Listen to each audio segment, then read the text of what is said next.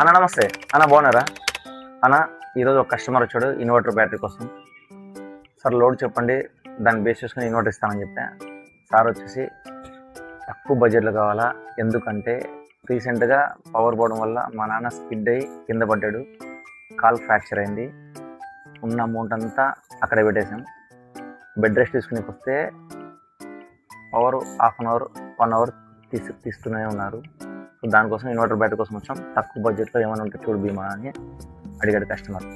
So customer మేరకు తక్కువ బడ్జెట్లో 13,000కే ఇన్వర్టర్ బ్యాటరీ ఇచ్చాం.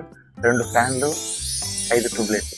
సో చాలా అన్నాడు కస్టమర్, ఇచ్చేసాం. హ్యాపీ.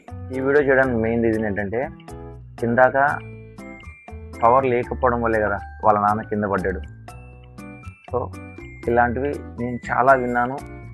ఈరోజు కూడా ఒకటి జరిగింది, దానికోసమే ఈ వీడియో.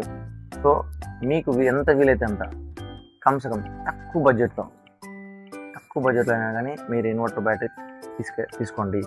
నా దగ్గర కొనాలని రూల్ ఏం లేదు. ఎక్కడ తీసుకున్న ఈ ప్రాబ్లమ్స్కి సొల్యూషన్ 1 or 2% తగ్గుతుందనే నమ్ముతున్నా. కొంచెం ఆలోచించండి. Thank you. నేను మీ భీమా.